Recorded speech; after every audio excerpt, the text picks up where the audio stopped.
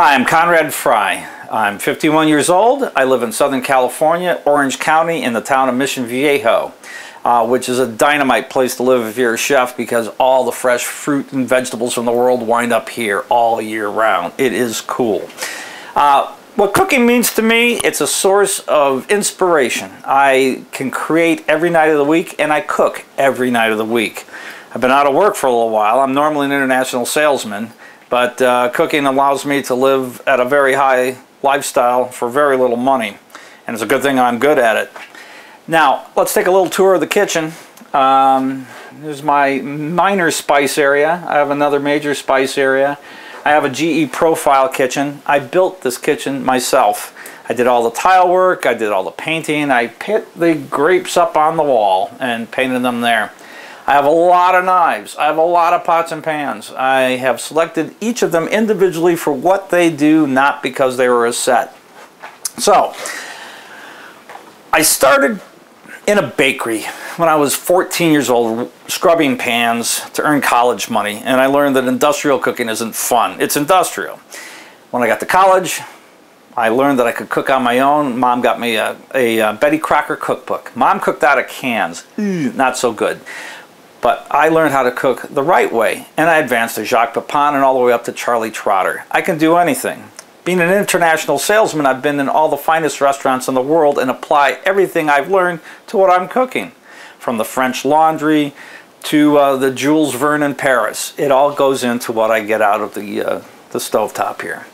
Now, the kind of food I make, I tend to do more Jacques Pepin, California French, but I have a lot of Italian friends, so we do a lot of Italian here. Realistically, I cook Turkish, Italian, I cook Brazilian, Mexican, Japanese, Chinese, Vietnamese, anything in the world, as long as it's good and fresh. So it depends on what's local in the market. And I love doing it. So tonight we're going to do one of my all-time favorites. Everyone loves it. It's succulent, juicy, and savory, and that's what I go for is savory. It's going to be pork loin in fresh sage leaf butter with a nest of squash. So stay tuned. We're going to start prepping, and I'll show you how I work in the kitchen. Alright, so we have our pork loin, which I've cut into 1-inch steaks. It's very inexpensive and a great way to go. We have fresh sage out of my garden. I grow it. I'm cutting the little stems off because that's going to be in the butter and give the flavor, and we won't burn the leaves that way. So we take the stems and we take our butter. Yes, there's a lot of butter. And we put them all in our débaillé frying pan. This comes from France. It is the finest. Butter is just starting to brown, so the temperature is correct. Now you put in your stems in, and that's going to transmit the flavor of the sage into the butter without burning the leaves.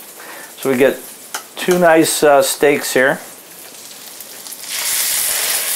And what we're going to do is crust them up.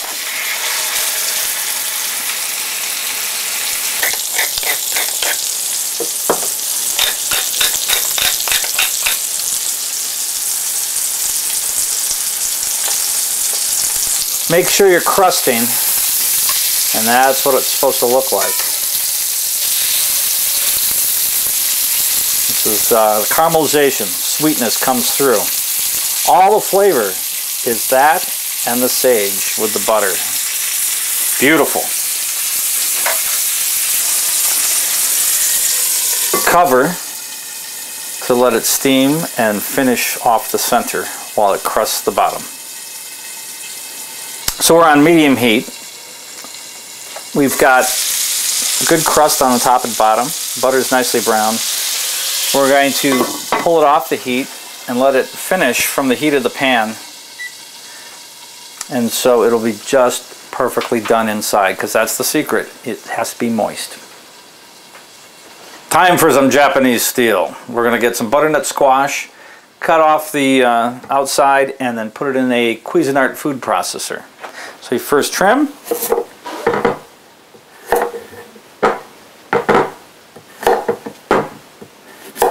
Then peel.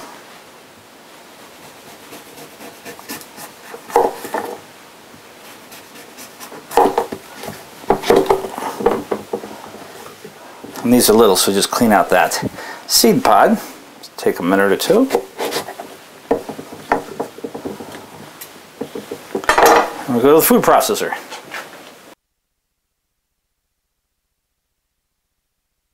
And then close it up.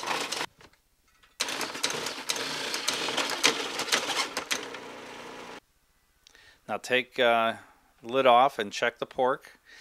If it's the right temperature inside, it will give a little when you poke it. Now check your pan to see if it's hot enough. Put some water in it, a little butter, and we're going to start our nests.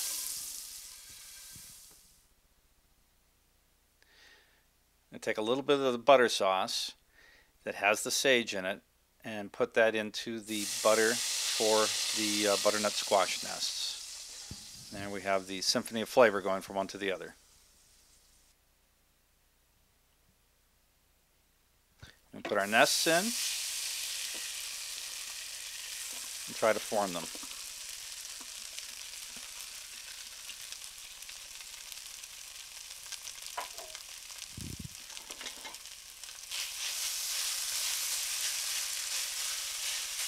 First we get the butter all around the squash, then put the flavor, season, and we'll form them into little nests.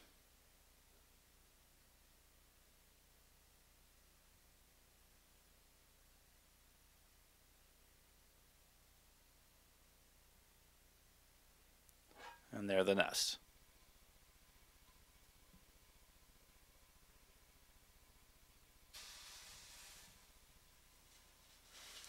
So you put the butternut squash in the pan, and we're going to get all that butter sage flavor throughout.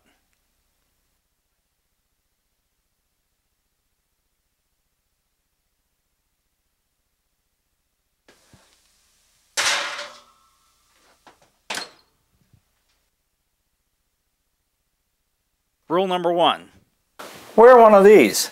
It makes it so much nicer. Here's our little nests. We're going to pull them out and then make them decorative and put the pork in the middle, nest down, sauce over the top. Now we'll fry the sage leaves.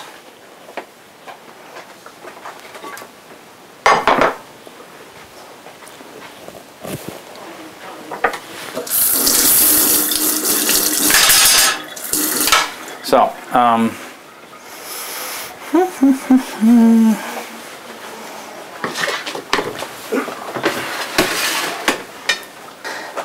going to pull out the pork, which is still warm, and it's done perfectly. You can tell by a little give. Yum. So now we're going to fry the sage leaves in the butter sauce, and then while we're doing that, keep the nests warm with the other pan.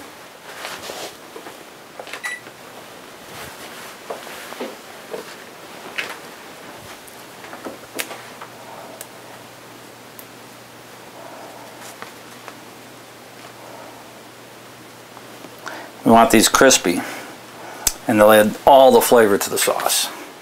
So we'll take our nests out, try to keep them whole, and then make it as decorative as possible.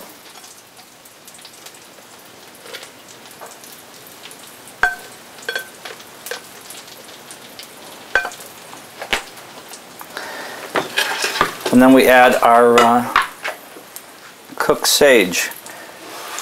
We want it nice and crusty. And that way it has awesome flavor. So we'll just pull the leaves off individually and put them right on the pork. And the crispiness lends all the flavor. And just drizzle a little bit of the sauce on top.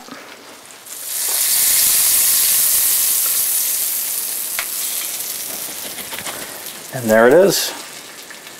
So you should smell this. Unbelievable. The sage leaves are crisp. The butter sauce on top. It's in the butternut squash, which is crispy and delicious. Flavor continues throughout the dish. And that's it. hope to be making more for you. I'm Konrad Fry. Hope to see you again.